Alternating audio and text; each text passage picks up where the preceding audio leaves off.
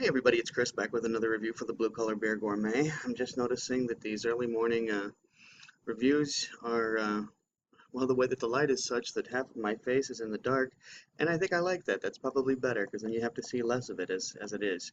But that aside, today's beer is from Washington. When I was up in Washington, I actually tried this beer, a couple of beers from this brewer, but not too many, and that's only because there's so many great breweries up in the Northwest that it's, if I, at least somebody who likes variety like I do, is always looking to find another brewery. But this is the Amber Ale from Scuttlebutt Brewing. They're out of Everett, Washington. And the ABV on this is 5.1 on an Amber Ale, which is about right, about we'd expect it to be. Now, as I've said before, and I'll say again, Ambers hold a special place in my heart because that's where I cut my teeth uh, uh, on judging home brews. So, anyway, that's why they hold a special place for me. Plus, I like Ambers. I think they're good. This is family owned and operated for over 20 years. See if there's anything else I need to put on. I need to make note of. No, I believe this is just their flagship Amber Ale, and it does have a 5.1 ABV. I paid $1.79 for this 12-ounce bottle at Total Wine, and as I see it, there's really no reason to go on with any more verbiage. So I'm going to be using my Firenze bottle opener that Tony picked up from me when he was in Italy. If you've never been to Florence, I highly recommend it. It's a beautiful city. Haven't been there in, well, a couple of decades, but it is a beautiful city. And so, anyway, Tony picked this up for me while he was there, and I'm appreciative of that. So now I've got two Italian openers, one from Venezia, one from Firenze. And let's just see what's sort of a nice, and wow, we got some serious head on this. Okay, so let us,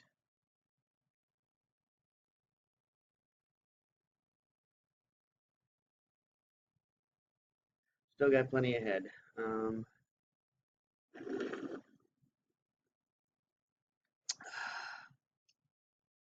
well, the foam tastes good, if that means anything.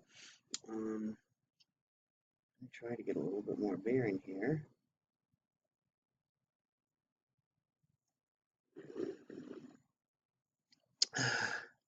I know I'm not the best pourer, but damn, that's quite a bit. So I guess we're going to sit here and let this dissipate for a bit. Today is the first day of November, and I'm hoping that it's a good November for all of you. And just to let you know, I am going to be going to San Diego for Thanksgiving, Nancy and I, and I'm going to be checking out the breweries there. If anybody wants to let me know of some wonderful brewery that I need to check out, be sure to put it in the comments section. San Diego County, more breweries per excuse me, more counties and more breweries in that county than any other county in the union. So just bear that in mind. Man, this head, look at this head. It's not going anywhere. That is some serious head. Normally you got to go down to the strip to get that much head. Okay, so I'm going to make an attempt to plow through this and taste this beer finally. So cheers.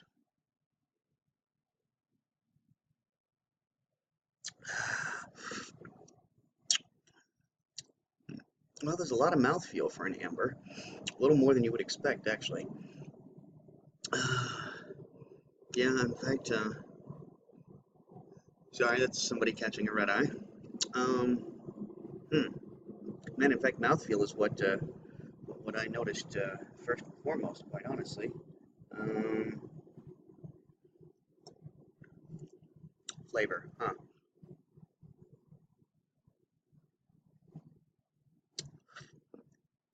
Actually, there's not a lot of it. Um, in fact, I'm really not getting much flavor at all.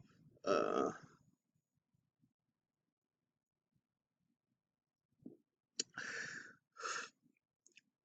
With ambers, there's usually a sweetness, a fruitiness. This is all mouthfeel, and hmm, I'm sorry, I just can't place much flavor to this. And, it does seem like the overly foamy beers. This is what happens, like the Tonopah Mucker Red Ale. But maybe I'm gonna try straight from the bottle, see if maybe that doesn't create some more flavor.